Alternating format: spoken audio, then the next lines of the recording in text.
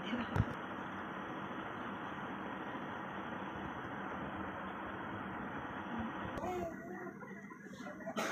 hello, good afternoon guys. So, nandito na po si Pangtabang Vlog.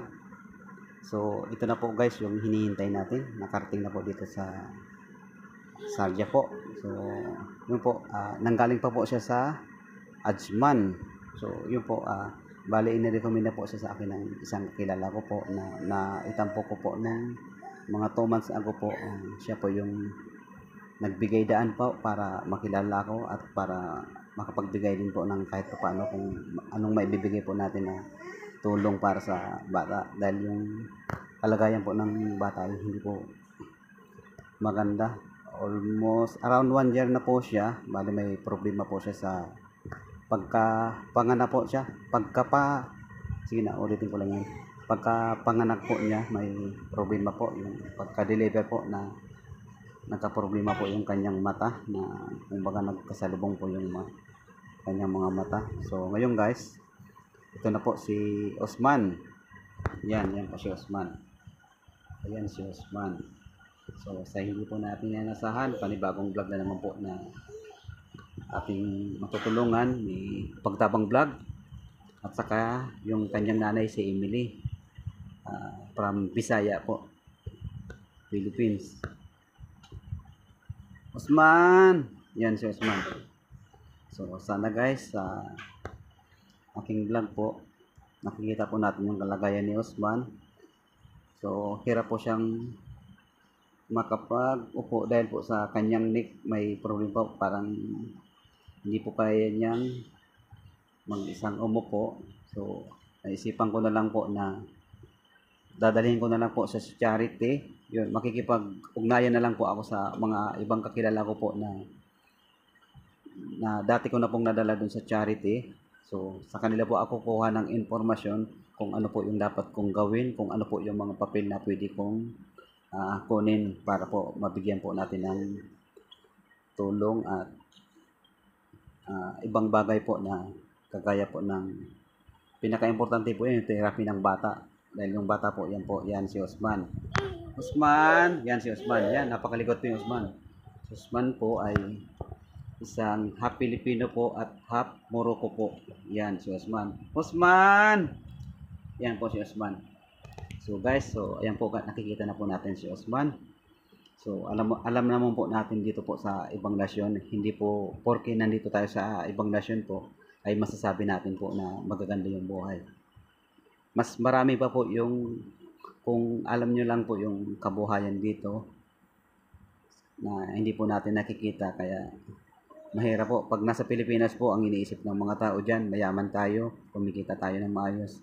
Pero kung nandito po kayo sa kalagayan namin, mararamdaman nyo po na mas maganda pa po dyan sa Pilipinas kung may trabaho tayo. Kung talagang alam naman natin na tama ang kinikita, kumakain ng maayos, dyan na lang po tayo. Kaysa po dito, hindi po natin alam kung ano po yung magiging kalagayan natin dito. Dahil hindi ka katulad po dyan sa Pilipinas na dyan, makakapunta tayo sa kapitbahay, makakahingi tayo ng walunggay, makakahingi pa tayo kung ano pong magugulay. Hindi katulad po dito, lahat bili. Magtataksi ka pa o ano pa, lahat po bili. Wala kang mahingi ng tulong talaga. As in, yun na lang po na ang kagandahan po bilang vlogger po. Yun po ang ginagawa ko sa mga kapwa ko vlogger, sa mga nakakakilala po kay Pagtabang Vlog, na nakakatulong po kahit pa paano. Yun, kung anong pwedeng maibigay ko, at may mga ibang sponsor din po na nagbibigay. So nagpapasalamat din po talaga ako na yun, patuloy po akong sinusuportahan ng nasa taas, patuloy din po akong sinusuportahan na palaging malakas para makatulong, at palagi po akong sinusuportahan din po na ibang tao na para lumakas din ang loob, at binibigyan din po ako nila na maiba-vlog. Katulad kay Osman po, isang bata po na kailangan po nating tulungan para yun madala po sa charity, mabigyan po ng lunas yung kanyang karamdaman. Yan si Osman. Kasi ano po, kailangan po natin ipa-x-ray yung kanyang neck at yung kanyang spinal cord. Yan. Medyo baloktod po yung ano niya, si Osman. Napakasigasig po ni Osman. Yun, akala po natin napakalakas ni Osman. Pero kung makikita po natin, Kung nakikita po niyo, yan si Osman. Yan. Yan. Mahirapan po siyang maglakad. Yan si Osman. Yan po ang may tutulong natin kay Osman na madala po natin si charity. Yan po, may ano po ako ng salamat po sa sponsor diyan po sa siguro ko po mga 50 pesos din po yan na o more than 50 pesos din po yan na Pampers at saka mga iba pa po. May bigas at may maluluto po diyan at iba pang bagay na kailanganin po. Yan para kay Osman po yan at meron din po para sa nanay. Yan, pag alam naman po natin na pag nakikita po natin na karapat-dapat po tulungan, nandun ako. Lalo na po sa sitwasyon ng bata, number 1 po yun sa akin eh. Bata po ang pinag-uusapan dyan dahil habang maaga pa, tulungan na natin yung bata na magkaroon po ng charity, yung pupuntahan po na charity. Yan si Osman masayahin. Kabayan, ilang buwan na po yan si Osman? 10 months. 10 months po. Yan si Osman, 10 months. Yan. Si Osman, 10 months.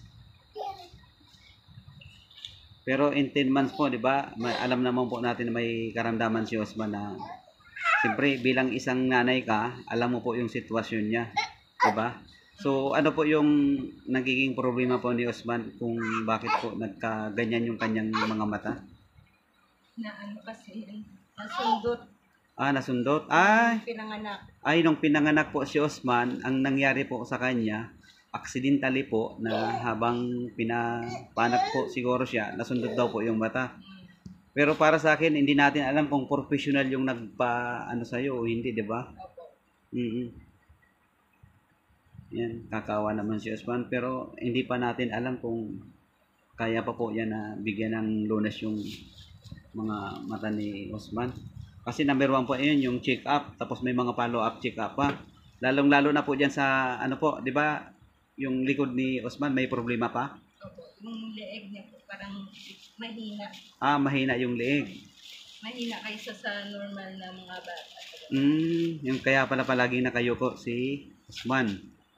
Ayo pala Halos hindi niya may tango, no? Hindi may angat, di ba? Opo, yung ulo niya. Yan si Osman po. Nakikita po natin yung kalagayan ni Osman na bukod sa mga mata niya, ang problema pa po niya, yung pinaka-importante po yung leeg. Yung neck po niya. Hindi po niya maitaas. Yan. Palagi na lang po nakayuko. Kailangan po talaga nito yung madala sa charity, mapa-check up. Importante po doon. Pero hindi talaga natin po lubos na akalain na madami rin po mga hindi magagandang sitwasyon ng mga kapwa Pilipino po natin dito sa ibang nasyon po. Katulad ni Osman, katulad po ng mga iba ko pong na itatampok. Pero iba talaga yung kasiyahan ni Osman. Yan mo, napaka-healthy ni Osman. Osman! Ayan, si Osman. Ano nga po kabayan yung gatas ni Osman? Yung gatas niya, ano po siya, breastfeed tapos hinahaluan na lang po. Hinahaluan na lang po ng Kahit ano naman po yung okay sa kanya. Yan, napakamasaya ni Osman. Ayan. Mga talagang, aalagaan si Osman. So, paano yung kabayan? Saan ka po kabayan pala nagtatrabaho? Sa sa online. Online selling. So, kahit pa paano naman po, nakakadagdag naman siguro sa pang-araw-araw ninyo, pang-upa ng bahay. Dahil dito po sa ibang nasyon po, halos lahat po ay walang libre po na bahay. Nagtatrabaho tayo, unang-una, para pambayad ng bahay. Pangalawa po, katulad ni Madam Emily, na may anak po na yun po, na aalagay na isang batang lalaki na si Osman. Kailangan pong ipapagamot siya. Yan, dahil kung hindi po yung maagapan, nakakaawa na mo po sa paglaki niya. Yan, nakikita naman po natin siya. Yan. Palaging nakayuko. Gusto niya nang tumayo eh. Kasi Oo. mahina lang. Mahina talaga yung neck ni Osman. Yan.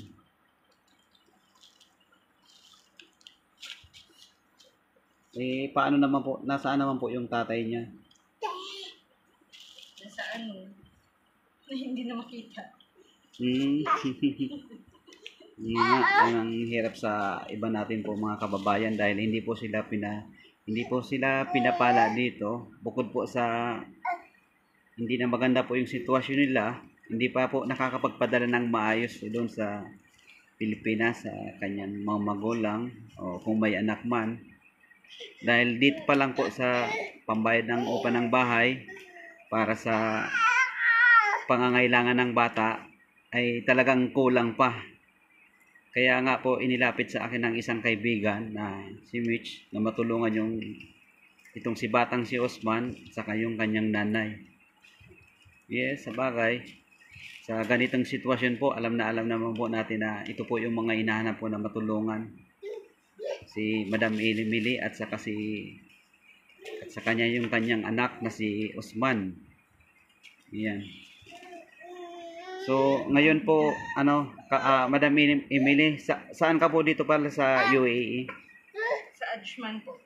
Ajman. Medyo si Madam Emily po ay nanggaling pa po sa Ajman at pumunta lang po ng Sharjah para, yun, dahil may appointment po siya sa akin na may vlog. Mabigyan po natin ng tulong from hindi lang po yun ang galing sa akin eh. May mga tao rin po na nagbigay ng sponsor niyan. Nagpapasalamat po ako sa kanila.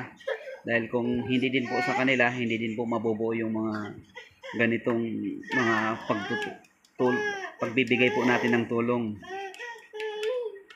Yan. Talaga, iba talaga yung likot ni Osman. Lalaki pa talaga. Yung nga lang, kung wala lang talaga siya karamdaman, malamang, gumagapang na yan, di ba, Madam Emily? Matayo-tayo na yan. Hindi niya kaya yung likod niya eh. Yung niya, mabigat. Ayan nga eh. Yan si Osman.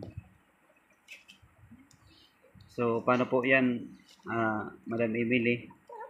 Baka sa susunod po ulit, makikita ulit tayo at makakapagbigay din po ako ng tulong at aalamin po natin kung saan po yung pwedeng charity na pwede kitang i-recommenda at magtatanong din po ako sa mga kakilala ko na nagtatrabaho sa charity at saka yung sa mga kakilala ko rin na pwede rin po na makatulong sa iyo. So, ino-notice na lang po kita kung kailan po maulit ito. Okay. Maraming salamat po, Kuya Marbs. At sa lahat ng nagbigay at nagtulong. Thank you din po kay Ma'am Mitch. Kung hindi naman dahil po kay Ma'am Mitch ay hindi naman po kita makikilala dahil alam naman po niya na yun po yung ginagawa ko, yung makatulong sa kapwa dahil alam ko po na depende po sa pagtulong kasi minsan may mga humingi rin po ng tulong na hindi naman po karapat dapat tulungan dahil alam naman po natin yung depende po sa sitwasyon. Katulad ni Osman, kikita po natin, importante po yung bata. Sige, paano po yan, Madam Emily? Hanggang sa susunod muli, malay natin na baka susunod na linggo, alam na natin kung saan ka pwede pong dalhin na charity. Di ba? Sige. Thank you. Okay po, bye-bye po. Ingat po palagi at God bless na lang po palagi. Sige po. Bye-bye, Osman. Osman! Ayan si Osman. Osman. Ayan si Osman.